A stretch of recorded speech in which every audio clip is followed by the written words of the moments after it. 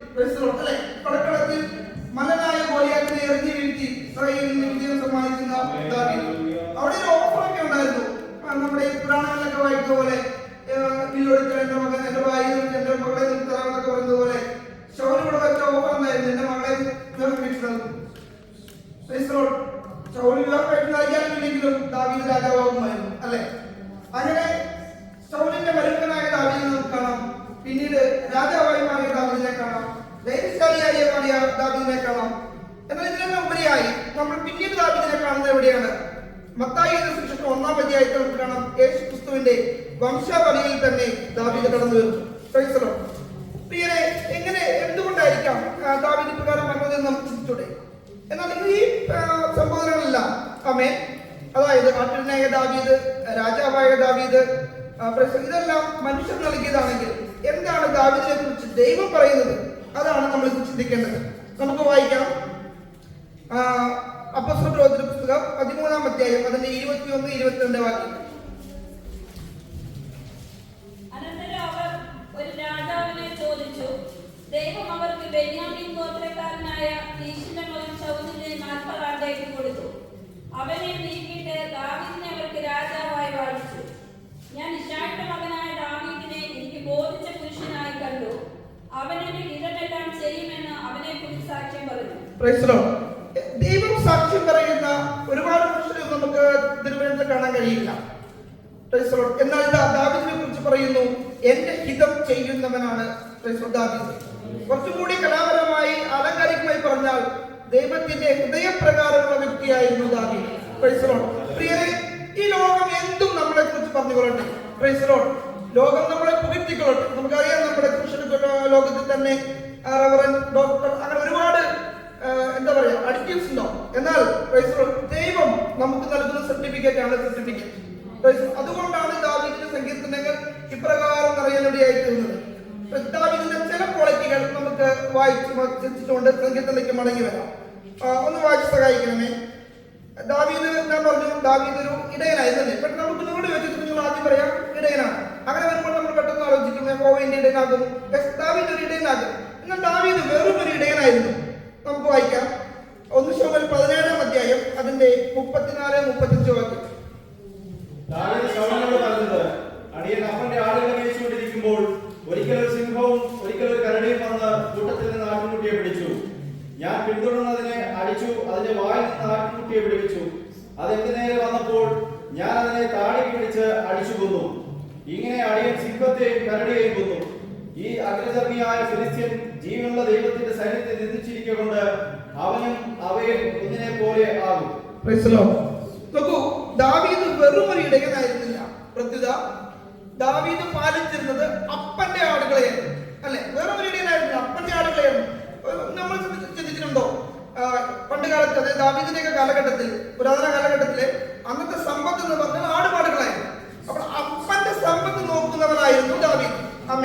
ഇനി ഒരു കാര്യം ചോദിച്ചേ, നമ്മളാണെങ്കിൽ ദാവീദ് ഇപ്പൊ വീട്ടിൽ വന്ന് പറയണം, അപ്പ എന്റെ ആടുകളിൽ ഒരെണ്ണത്തിന് സിംഹം പിടിച്ചോണ്ട് പോയി. നാം ശ്രദ്ധിക്കണം, ഒരെണ്ണത്തെ പിടിക്കുള്ളൂ.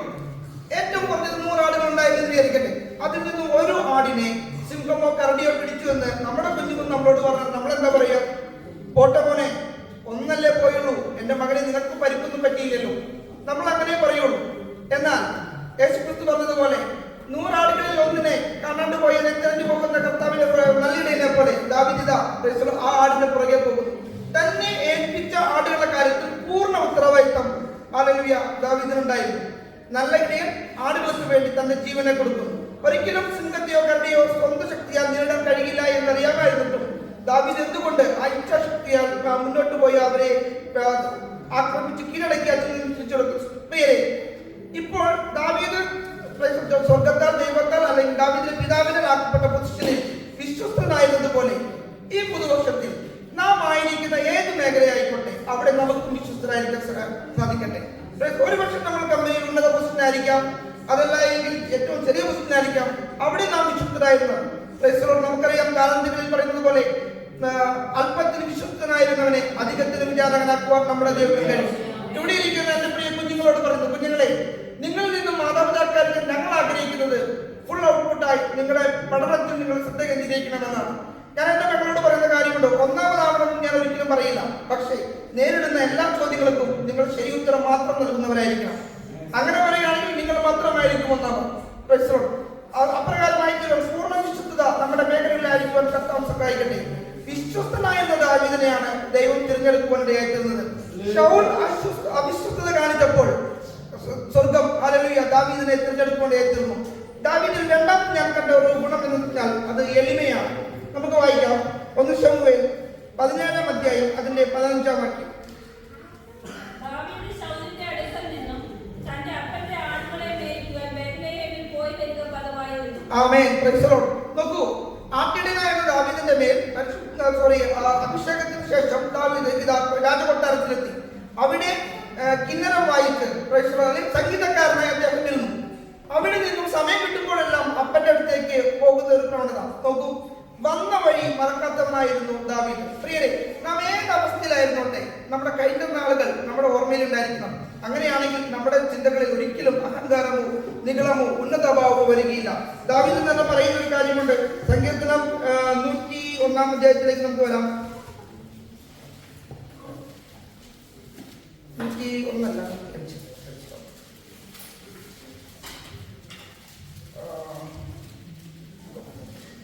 ഉന്നത വാക്യങ്ങൾ വിട്ടുപോയി. ഉന്നത ഭാവം നിങ്ങളെ ഹൃദയമുള്ളവരെ ഞാൻ വെറുക്കുന്നു. അത് അനുവദിക്കുക, എന്റെ കൺമുമ്പിൽ വെച്ചുകൊണ്ടിരിക്കുകയില്ല. പ്രിയരെ, നമ്മൾ എത്രക്ക് ഉയരത്തിൽ പോയി കഴിഞ്ഞാലും നമ്മുടേതായ പൊസിഷനിലെ കീപ്പ് ചെയ്യുമ്പോഴും നമ്മളിൽ വെളിവിയും താഴ്മയും ഉണ്ടായിരിക്കണം. നമുക്കറിയാം യഹോവയുടെ പെട്ടകം ഒബേദെദോമിന്റെ ഭവനത്തിൽ നിന്ന് രക്ഷപ്പെട്ടുകൊണ്ടിരുമ്പോൾ അതിന് മുമ്പിൽ നൃത്തം ചെയ്യുന്ന ദാവീദിനെ നമുക്ക് കാണാൻ സാധിക്കും. മീഖൽ അവനോട് ചോദിക്കുന്ന കാര്യമുണ്ട്, നീ ഒരു രാജാവല്ലേ, നീ എന്തിനാണ് ഇങ്ങനെ ചെയ്യുന്നത്?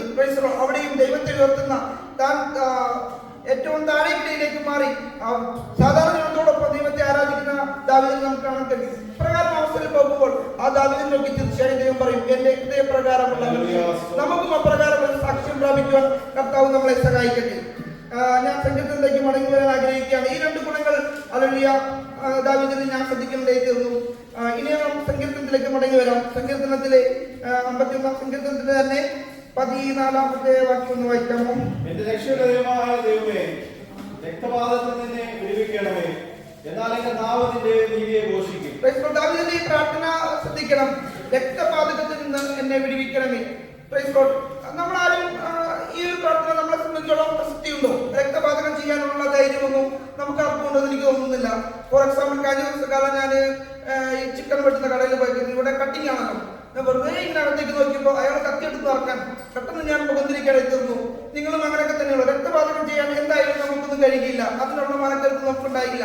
പക്ഷേ രക്തപാതകം എന്ന് പറയുമ്പോൾ നാം ലിറ്ററലി നമ്മൾ ആരെയും കൊല്ലേണ്ട.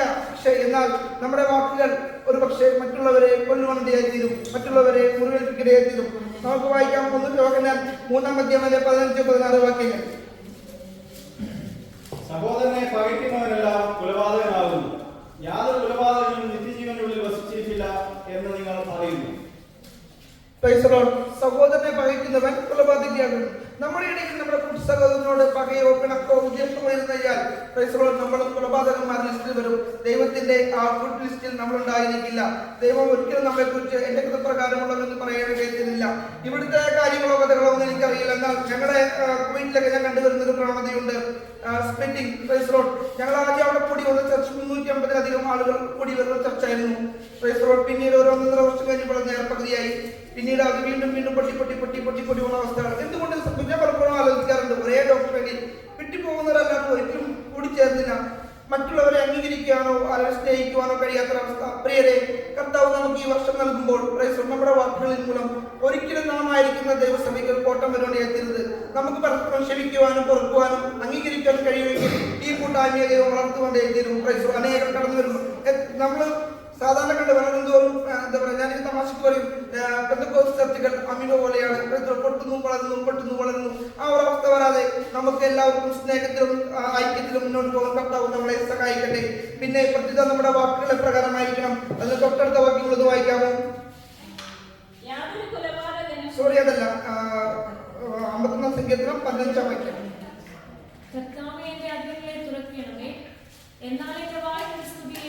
ആമേൻ. Praise Lord. നമ്മളെ അതിനങ്ങൾ തുറക്കേണ്ടത് മറ്റുള്ളവരെ തകർത്ത് നടക്കുവാൻ വേണ്ടി ആയിരിക്കും ഒരിക്കലും പ്രത്യുത കർത്താവിനെ സ്തുതിക്കുവാനായിരിക്കണം, കർത്താവിന്റെ പ്രവൃത്തികളെ വർണ്ണിക്കുവാൻ വേണ്ടിയായിരിക്കണം. അതിനുവേണ്ടി കർത്താവ് നമ്മെ സഹായിക്കട്ടെ. അല്ലെങ്കിൽ എപ്രകാരം കർത്താവിനെ സ്തുതിക്കുകയും വാഴ്ത്തുകയും ചെയ്യുമ്പോൾ നമുക്ക് എന്ത് ചെയ്യാൻ കഴിയും? അതിന്റെ 13-ാം വാക്യത്തിൽ പറയുന്നു, അപ്പോൾ ഞാൻ അതിക്രമക്കാരോട് നിന്റെ വഴികൾ ഉപദേശിക്കും, പാപികൾ നിന്നിലേക്ക് മനം തിരിയും. നമ്മളിലുള്ള ഒരു പരമത്തിന്റെ ദൗത്യത്തിലാണ് അതിക്രമക്കാരോട് ദൈവത്തിന്റെ വഴികൾ ഉപദേശിക്കുക എന്നുള്ളത്, സുവിശേഷം പറയുക എന്നുള്ളത്, മറ്റുള്ളവരെ ക്രിസ്തുവിന്റെ സ്നേഹത്തിലേക്ക് നയിക്കുക എന്നുള്ളത്. ഒരുപക്ഷെ നമ്മുടെ രക്ഷപ്പെട്ട ജീവിതത്തിൽ നമുക്കത് സാധ്യമായില്ല എന്ന് വരാം. എങ്കിൽ പോകുന്നവരെ അയക്കുവാൻ നാം തയ്യാറാകണം. നമുക്ക് ലഭിക്കുന്ന നന്മകളിൽ നിന്നൊരു ഭാഗം നമ്മുടെ മാതൃരാജ്യത്തിൽ സുശക്തത്തിന് പോകുന്നവരെ സഹായിക്കുവാൻ വേണ്ടി നാം മാറ്റിവെക്കുകയാണെങ്കിൽ അത് വളരെ അനുഗ്രഹത്തിന് കാരണമാകും. നമ്മുടെ ഈ ജീവിതം തന്നെ അർത്ഥപൂർണ്ണമായി മാറുന്നതായി തീരും. നമ്മുടെ മുകളിൽ വലിയൊരു ഉത്തരവാദിത്വമുണ്ട്. നാം വന്നിരിക്കുന്ന ഈ സത്യം മറ്റുള്ളവരിലേക്ക് എത്തിക്കുവാൻ. നേരിട്ട് നമുക്ക് പോകാൻ കഴിയില്ല എങ്കിൽ പോകുന്നവരെ സഹായിക്കുവാൻ നാം മുൻകൈ എടുക്കണം. അതിനും കൂടി നമ്മുടെ ചർച്ചിനെ കർത്താവ് ബലപ്പെടുത്തട്ടെ, നമ്മൾ ഓരോരുത്തരെയും കർത്താവ് ശുദ്ധീകരിക്കട്ടെ എന്ന് ആശംസിക്കുകയും പ്രാർത്ഥിക്കുകയും ചെയ്യുന്നു. ഇനി അതിന്റെ 11-ാമത്തെ വാക്യത്തിലേക്ക് ഞാൻ തന്നെ വായിക്കാം. നിന്റെ സന്നിധിയിൽ നിന്നെ തള്ളിക്കളയരുതേ, നിന്റെ പരിശുദ്ധാത്മാവിനെ എന്നിൽ നിന്ന് എടുക്കുകയും അരുതേ. ഈ ഒരു വർഷക്കാലം മുഴുവൻ ഒരു പ്രാർത്ഥന നമുക്ക് ആയിരിക്കാം. കർത്താവെ, സ്ഥിരമായ ഒരാത്മാവിനെ എന്നിൽ നൽകണമേ, അല്ലെങ്കിൽ നിർമ്മലമായ ഹൃദയമിനെ നൽകണമേ. സഹോദരങ്ങളെ സ്നേഹിക്കുവാനും കരുതുവാനും കഴിയുന്ന, സുവിശേഷം അറിയിക്കുന്ന, മറ്റുള്ളവരെ വളർത്തുന്ന ഒരു ഹൃദയത്തിനുടമകളായി കർത്താവ് നമ്മളെ തീർക്കട്ടെ. ഈ ഒരു പ്രാർത്ഥനയോട് കൂടി നമുക്കായിരിക്കാം. എന്റെ വാക്കുകൾ നിർത്തുന്നു. എനിക്ക് സമയം നന്ദി സ്നേഹത്തെ അറിയിക്കുന്നു. ദൈവം അനുവദിച്ചു കഴിഞ്ഞാൽ എന്റെ പ്രിയപ്പെട്ടവരും മകളും നാളെ വീട്ടിലേക്ക് തിരികെ കടന്നു പോകും. അവരുടെ യാത്രയിൽ കർത്താവിന്റെ കൂടിയിരിക്കുവാൻ അടിയങ്ങളുടെ മുൻപോട്ടുള്ള എല്ലാ കാര്യങ്ങളിലും കർത്താവിന്റെ പ്രവൃത്തി, കർത്താവിന്റെ ഹിതം മാത്രം വെളിപ്പെടുവാൻ നിങ്ങൾ പ്രാർത്ഥിക്കണം എന്ന് ആവശ്യപ്പെട്ടുകൊണ്ടും ദേവസ്വം ദേവസഭയ്ക്കും ദേവദാസനെ